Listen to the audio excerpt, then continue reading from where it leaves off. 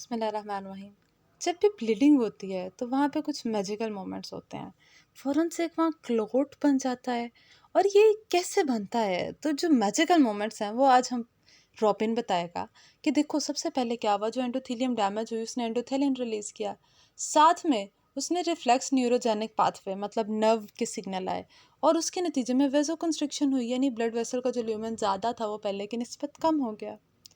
दूसरा, अब यहाँ पे देखो, एक तो जो है यहाँ पे कोलेजन फैक्टर वो एक्सपोज हुआ, ठीक है, एंडोथेलियम के डैमेज होने से। दूसरा, उस पे आके वॉन विलिब्रेंट फैक्टर्स लगे तो अब वो भी एक्सपोज थे। उसके ऊपर अब जो है जनाब प्लेटलेट साहिबा वो आके जुड़ना शुरू हो जाएंगी, जो कि ये पीले रंग की हैं।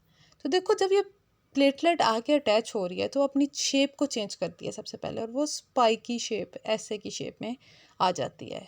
दूसरा, वो यहाँ पे कुछ ग्लोब्यूल्स रिलीज़ करती है जिन्हें कहते हैं जैसे एडीपी और थ्रोम्बोक्सिन ए2, और इन दोनों स्टेप्स को शेप चेंज और ग्रेन्यूल्स रिलीज़ करने को कहते हैं एक्टिवेशन ऑफ प्लेटलेट्स, और ये स्टेप प्राइमरी हीमोस्टेसिस है।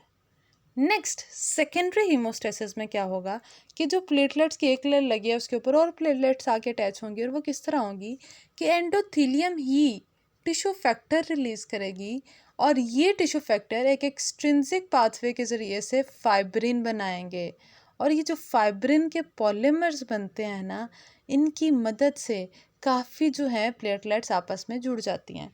इसको हम इस तरह से नीचे फिगर में देखते हैं, ये देखो, ये जो है सब एंडोथेलियल कोलेजन था, ये नीचे उसके ऊपर आके लगा von Willebrand factor disease, von Willebrand factor. अब यहाँ पे आके जो पहली लेयर ये प्लेटलेट्स की लगी है, ये देखो, तो ये जो दरमियान में रिसेप्टर है ना, ये पहला, ये है ग्लाइकोप्रोटीन 1b रिसेप्टर, ये वाला इन जगहों पे। दूसरा, अब फर्दर प्लेटलेट्स को जोड़ने के लिए वाई शेप दरमियान में क्या है, फाइब्रिन है।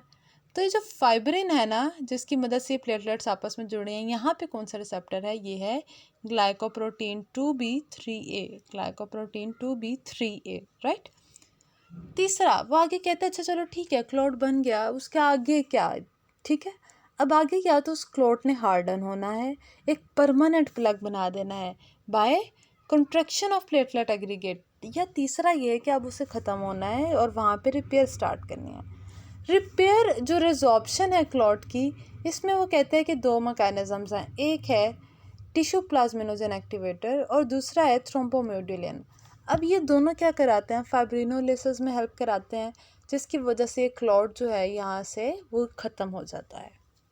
नेक्स्ट, अब ये वही चीज़ जो भी हमने बात की है कि यहाँ पे क्या था, 1b जो रिसेप्टर्स हैं glycoprotein 1b, von Willebrand factor और प्लेटलेट्स के दरमियान, इनकी डिजीज़ जो होती है ना, उसे कहते हैं बर्नर्ड सोलियर सिंड्रोम, और इसमें प्लेटलेट्स की वॉन विलेब्रेंट के साथ एडहेरियन मुतासिर होती है, जबकि जो प्लेटलेट्स के दरमियान में था फाइब्रिन की मदद से रिसेप्टर, वो क्या था, ग्लाइकोप्रोटीन 2b3a, और यहाँ पे जो डिजीज़ है वो है ग्लैंड्समैन थ्रम्बस्थीनिया। अब ये जहाँ डिजीज़ होगी तो वहाँ प्लेटलेट्स आपस में एग्रीगेट्स नहीं बनाएंगे, और फाइनली अगर वॉन विलेब्रेंट फैक्टर की डेफिशिएंसी है तो वॉन विलेब्रेंट डिजीज़। फर्दर वो हमारा जो फिजियोलॉजी है ना, इसका रिवाइज करता है कि हमने पढ़े थे इंट्रिंसिक और एक्सट्रिंसिक पाथवे होते हैं। इंट्रिंसिक में क्या था कि सबसे पहले 7th फैक्टर उसने फर्दर एक्टिवेट किया 10th को, और उसने एंड पे थ्रोम्बिन और फाइब्रिन बनाया, यानी कि फैक्टर 2 और 1 को। और जो एक्सट्रिंसिक पाथवे था उसमें हमने देखा कि फैक्टर 12, फिर 11, फिर 9 एंड फाइनली 10, और उसके बाद ये भी 2 और 1 के ज़रिए से एक क्लॉट बना देता है। और हमें पता है एक्सट्रिंसिक जिसमें एंडोथेलियम की वेसल डैमेज होती है, और इंट्रिंसिक जिसमें ब्लड वेसल के अंदर ही कोई डैमेज होता है और उसकी वजह से जो है उसकी वॉल नहीं डैमेज होती, लेकिन उसकी कोई एबनॉर्मेलिटी की वजह से ये बनता है। अब वो कहता है कि अगर फैक्टर 11 है, 7 है, इनमें से किसी की भी डेफिशिएंसी होगी तो क्या होगा कि हमें माइल्ड से मॉडरेट ब्लीडिंग डिसऑर्डर होगा।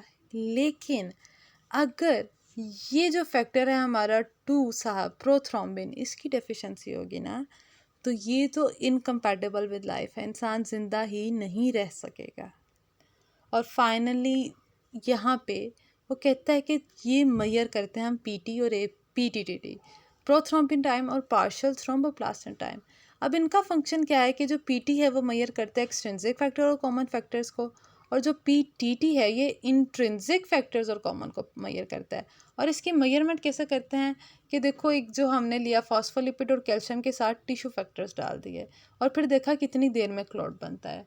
और इसी तरह PTT मेजर करने के लिए ये फॉस्फोलिपिड और कैल्शियम के साथ ग्राउंड ग्लास ऐड कर दिया और फिर देखा कि क्लॉट कितनी देर में बनता है। तो इनकी मेजरमेंट एक्चुअली में बताती है कि ये एक्सट्रिंसिक और इंट्रिंसिक फैक्टर्स का फंक्शनिंग नॉर्मल है, क्या ये वो वहाँ पे मौजूद हैं या नहीं है।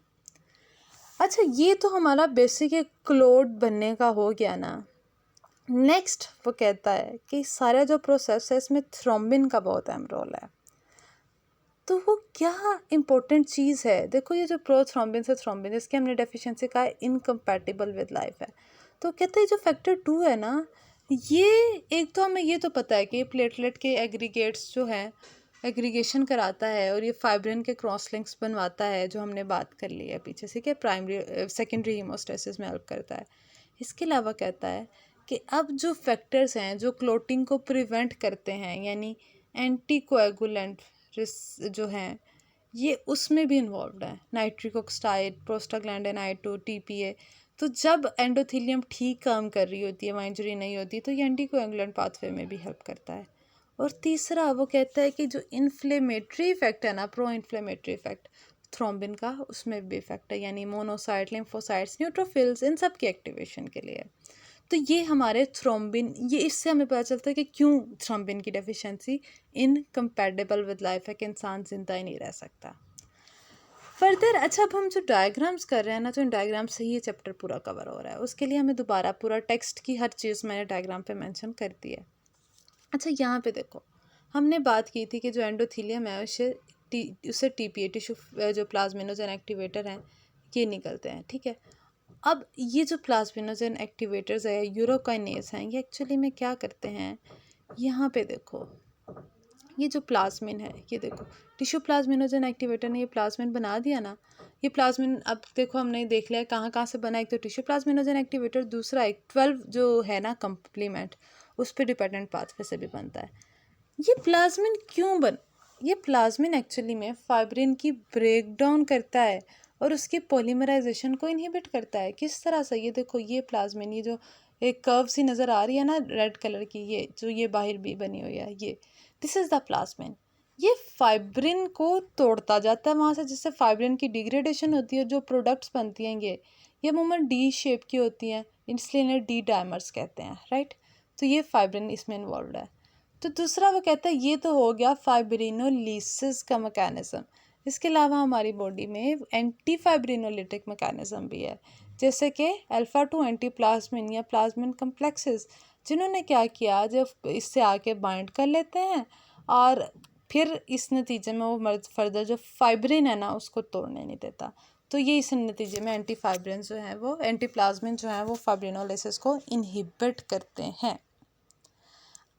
यहाँ पे आता है एक हमारा एंडोथीलियम का मेन चीज़, कि जो हमारी एंडोथीलियम है, क्या ये फिर क्लोट बनाना चाहती है या नहीं बनाना चाहती। तो साइंसदानों ने कहा कि एक्चुअली में जब ये नॉर्मल होती है, जब इसमें कोई डैमेज नहीं आता, तो ये नहीं बनाना चाहती।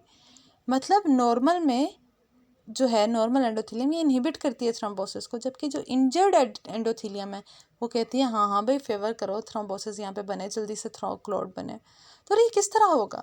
तो यहाँ पे वो कहता है इस चीज़ को, ये देखो, सबसे पहले जो TPA है, ये टिश्यू प्लाज्मिनोजेन एक्टिवेटर, इसको एक्टिवेट करती है ताकि ये फाइब्रिनोलिसिस हो। पता है ना, प्लाज्मिन हमने अभी बात किया, फाइब्रिन को तोड़ देती है।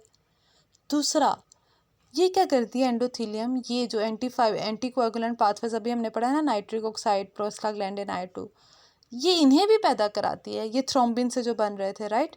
तो इन्हें भी बनाती है ताकि प्लेटलेट के एग्रीगेशन को इनहिबिट करते हैं। तो देखो, इन दोनों तरीकों की वजह से एक तो क्लॉट यहाँ पे जो है वो बनते ही टूट जाएगा, यहाँ पे बन ही नहीं सकेगा। तीसरा, वो कहती है कि जो थ्रोम्बिन है ना,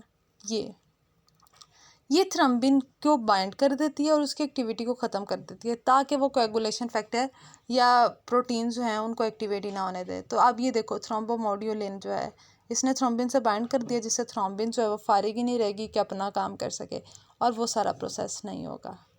आखिरी और चौथी चीज़ वो ये कराता है कि ये कोएगुलेंट्स फैक्टर जो है ना उन्हें इनहिबिट कर देता है। और वो कैसे इनहिबिट करता है, तो उसके वो कहता है कि मुख्तलिफ पाथवेज हैं।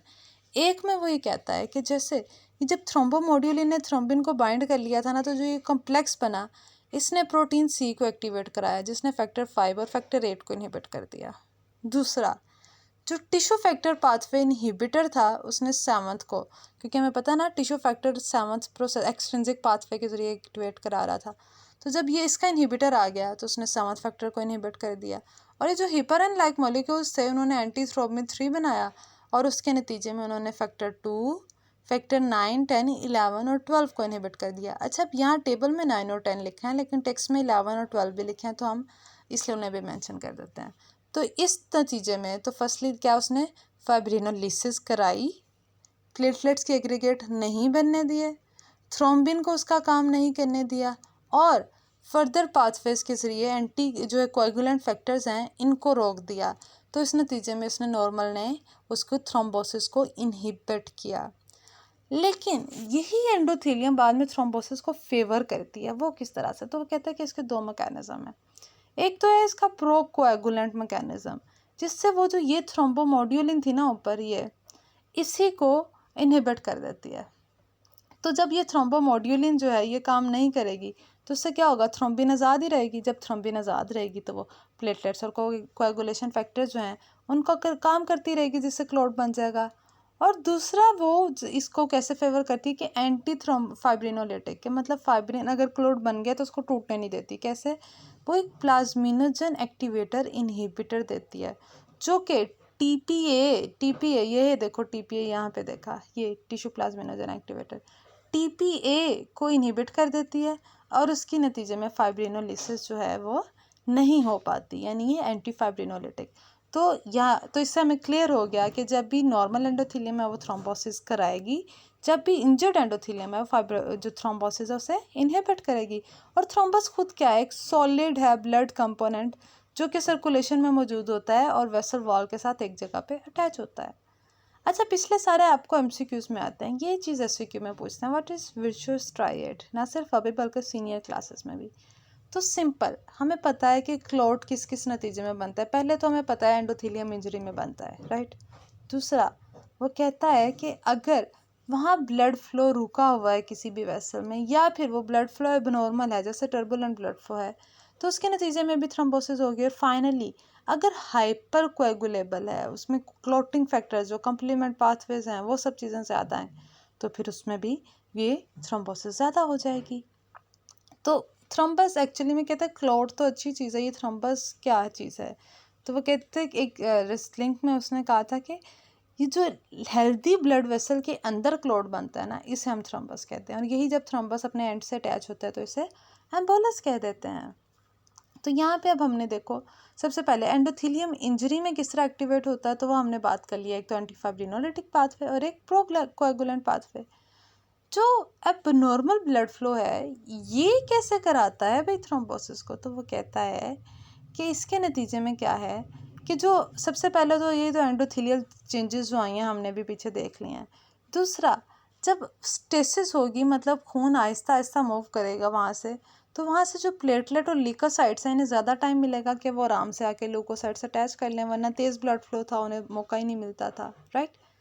तीसरी चीज़ कि जैसे ही वहाँ क्लोटिंग फैक्टर्स बनते थे तो ब्लड फ्लो तेज़ होने की वजह से वहाँ से चले जाते थे और पीछे से एंटी क्लोटिंग फैक्टर आ जाते थे। लेकिन अब क्या है, खून ही स्लो है, तो ना ही वो एक्टिवेटेड फैक्टर तेज़ी से जाएंगे, ना ही वो जो एंटी क्लोटिंग है वहाँ तेज़ी से आएंगे। तो ओवरऑल इससे भी क्या है कि हमारा क्लोट बना। तो इसकी एग्जांपल वो 5 उसने यहाँ पे फैक्टर्स बताए हैं, जैसे कि एन्यूरिज्म कहते हैं ये ऐसे ब्लड वेसल की अब नॉर्मल डायलेशन, तो इसकी नतीजे में खून आस्ता फ्लो करेगा। दूसरा, जब मायोकार्डियल इन्फॉक्शन MI होता है तो उसके नतीजे में भी वो हार्ट सही तरह कॉन्ट्रैक्ट नहीं करता, तो वहाँ पे क्या होता है, ब्लड फ्लो आस्ता हो गया। माइट्रल वाल्व की स्टेनोसिस, यानी कि जो वो वाल्व है वो काम नहीं कर रहा, तो उससे लेफ्ट एट्रिया वो थोड़ा डायलेट हो जाएगा, ठीक है। तो अब इसके नतीजे में भी खून वहाँ पे स्लो हो गया। एंड पे हाइपर विस्कोसिटी, मतलब खून ही गाढ़ा है, जैसे पोलीसाइथीमिया वगैरह में, या फिर सिकल सेल डिजीज़ है, RBC टूट के पड़े हुए हैं जगह जगह, तो वो फ्लो में रुकावटें पैदा कर रहे हैं, तो इन सब से अब नॉर्मल ब्लड फ्लो हुआ। एंड फाइनली वो कहता है हाइपर कोएगुलेबल स्टेट की अगर हम बात करें तो वो दो हैं, एक है प्राइमरी यानी कि जो बचपन से है, जेनेटिक है, और सेकेंडरी जो बाद में आई। तो प्राइमरी में फैक्टर 5 और प्रोथ्रोम्बिन की म्यूटेशन को याद रखना है, और बाकी जो हैं वो थोड़े माइनर हैं, मतलब प्रोटीन COS या एंटीथ्रोपिन 3 की डेफिशिएंसी। सेकेंडरी पूछे जाते हैं हाई रिस्क थ्रोम्बोसिस के क्या हैं, ये SCQB का भी एक पार्ट हो सकता है। तो देखो जब प्रोलॉन्ग बेड रेस्ट है या कोई सर्जरी है उसके बाद वो बेड पे रहता है, या फिर उसे MI का अटैक हुआ है, एट्रियल फिब्रिलेशन हुई है, या उसको कोई मेजर सर्जरी या फ्रैक्चर हुआ है, या उसको कोई कैंसर था एट्सेट्रा, DIC की कंप्लेन है, तो इन सब केसेस में क्या होगा कि जो पेशेंट है वो प्रोन होगा, उसमें ज़्यादा चांसेस हो जाते हैं कि उसके अंदर कोएगुलेंट बने। अब फाइनली हम उसी जो हमने क्लॉट अभी तक बनाया है उसकी मॉर्फोलॉजी देख रहे हैं। तो देखो ये लाइंस हैं उसमें जिन्हें कहते हैं लाइंस ऑफ ज़हन, और इसमें क्या होता है, ये जो लाइट पिंक है ना, इसे ये प्लेटलेट्स और फाइब्रिन है, और ये जो डार्क कलर की हैं ये RBCs हैं, और वो इसी चीज़ को यहाँ पे एक्सप्लेन करता है। उससे पहले वो कहता है कि जो है हमारा, ये देखो, ये जो ब्लड वेसल होती है ना, उसके अंदर जैसे ये एक ब्लड वेसल है, अब इसके अंदर जो क्लॉट बनता है वो कुछ इस तरह से होता है कि उसका एक अटैचिंग पॉइंट होता है, और दूसरे पॉइंट पे वो अंदर ब्लड वेसल कैसे प्रोपागेट करता जाता है, मतलब बाकी हिस्से से अटैच नहीं होता लेकिन उसी से फैलता रहता है, और इसी का ये जो एंड पॉइंट है अगर ये ज़्यादा आगे को चला जाए, जब वो टूटता है तो वो एम्बोलस बनाता है। दूसरी चीज़ वो कहता है कि जो क्लॉट फैलता है इसकी डायरेक्शन हमेशा दिल की तरफ होती है, राइट। तो हमेशा दिल की तरफ, अब जब दिल की तरफ होगी तो इससे हम खुद सोचते हैं कि जो वेन्स हैं वो तो उनका तो फ्लो हुई दिल की तरफ है ना, वो ब्लड को वापस दिल की तरफ लेके जाती हैं, तो ये ब्लड के फ्लो में बनेगा। लेकिन जो आर्टरीज हैं वो तो दिल से दूर लेके जा रही हैं, तो उसमें अगर थ्रोम्बस बनेगा उसकी डायरेक्शन अवे फ्रॉम हार्ट होगी, यानी रेट्रोग्रेड डायरेक्शन में होगा। ठीक है, लाइंस ऑफ जहन की हमने बात कर ली है, और वो कहते हैं कि यही लाइंस ऑफ जहन डिफ्रेंशिएट करती हैं एंटीमार्टम और पोस्टमार्टम को, क्योंकि पोस्टमार्टम जो है वो फ़ौरन से बनेगा तो उसमें ये लाइंस नहीं आएंगी। तो वो आगे इसी पोस्टमार्टम और जो वीनस को वो डिफ्रेंशिएट करता है कि चूँकि वीनस थ्रम्बस और पोस्टमार्टम क्लोट्स थोड़े एक जैसे लगते हैं लेकिन डिफरेंट होते हैं। जो पोस्टमार्टम है उसमें क्या है कि नीचे तो वो लेयर है, मतलब नीचे तो डार्क रेड डिपेंडेंट पोर्शन है लेकिन ऊपर येलो कलर का चिकन फैट पोर्शन है, और ये जिलेटिनस जो है, जो सॉफ्ट सॉफ्ट सा है उस किस्म का होता है। जबकि वेंस के जो थ्रोम्बा है ना, ये फिम होते हैं, हार्ड यानी, और ये अटैच होते हैं, और इसके अंदर जो ग्रे स्ट्रैंड्स होते हैं वो फाइब्रिन के वो भी अटैच होते हैं। और फर्दर वो ये कहता है कि यही थ्रोम्बाई जो हैं जब हार्ट के वॉल्स पे होते हैं इन्हें वेजिटेशंस कहते हैं, और इसकी वजह से जब यही मैसेज बड़े हो जाएं तो इसे कहते हैं इन्फेक्टिव एंडोकार्डाइटिस। और इन्फेक्टिव मतलब उसमें इन्फेक्शन हो गई है, राइट। लेकिन जब ये नॉन इन्फेक्टिव होगा तो उससे उसने कह दिया कि नॉन बैक्टीरियल थ्रोम्बोटिक एंडोकार्डाइटिस। और यही जब ऐसे ही वेजिटेशन जो हैं SLE के पेशेंट में होंगी तो इन्हें कहते हैं लिबमैन सैक्स एंडोकार्डाइटिस। यहाँ पे जो हमने पॉइंट मिस किया वो ये है कि जो हार्ट के चैम्बर्स में जो थ्रोम्बाई बनता है उसे कहते हैं म्यूरल थ्रोम्बाई, और जो आर्टीरियल और विनस थ्रोम्बाई है ना, अब उसमें डिफ्रेंशिएट वो करता है कि जो आर्टीरियल थ्रोम्बाई हैं वो एक्लूसिव हैं, वो पूरी ब्लड वेसल को वहाँ पे बंद कर देते हैं, जबकि जो विनस थ्रोम्बाई हैं ये एक्लूसिव नहीं होते लेकिन ये लंबे बहुत होते हैं, और चूंकि जब लंबे होते हैं तो उसके एंड को टूट के एम्बुलेंस बनने का चांस ज़्यादा होता है। तो ये हमारा थ्रम्बस भी हो गया। एंड फाइनली हम जो इसके क्लिनिकल पिक्चर्स आप इन दोनों में देखोगे तो एक ही चीज़ होगी कि जहाँ भी थ्रम्बस बना है, चाहे वो वेन्स में है चाहे रेड लाइक आर्टरी में है, मेन डिफरेंस ये है कि आर्टरी का थ्रम्बस जो है ना वो एथेरोस्क्लेरोसिस की वजह से होता है, राइट, और इस या फिर रूमेटिक हार्ट डिजीज़ या मायोकार्डियल इन्फार्क्शन में, और इसका जो थ्रम्बा है ना आर्टरी का, ये पेनफुल होता है। जबकि जो वीनस थ्रम्बा है ना इसमें अमूमन पेन नहीं होती। अब ये सुपरफिशियल भी हो सकता है, डीप भी हो सकता है। आप खुद ही सोचो, सुपरफिशियल वेन जो हैं वो ऑब्स्ट्रक्ट हो गई हैं थ्रम्बस से, तो वहाँ वेरिकोज वेन्स होंगी, उसमें वेन जो है उभरी हुई टांग के ऊपर नज़र आती है। ठीक है, और इसके अलावा जो आप इसकी पिक्चर देखोगे ना, जब ज़्यादा थ्रम्बस बनने वाली डिजीज़ है लेग में उसे क्या कहते हैं, DVT, डिस्टल वेनस थ्रम्बोसिस। तो DVT का अगर आप लेग देखो तो वो थोड़ी सूजी होती है और वो थोड़ी रेडनेस होती है और पेन होती है उसमें। और जब यही इसी का थ्रोम्बस जो है उस वो एंड से टूटता है तो वो क्या बनेगा, एम्बोलस, और एम्बोलस जाके लंग्स में भी जा सकता है, हार्ट में भी जा सकता है, स्टमक में भी जा सकता है। एट द एंड वो कहता है कि ट्यूमर एसोसिएटेड जो प्रोकोएगुलेंट रिलीज है उसकी वजह से माइग्रेटरी थ्रोम्बोफ्लेबाइटिस भी हो सकता है। एंड ये हमारा थ्रोम्बोसिस कंप्लीट हो गया।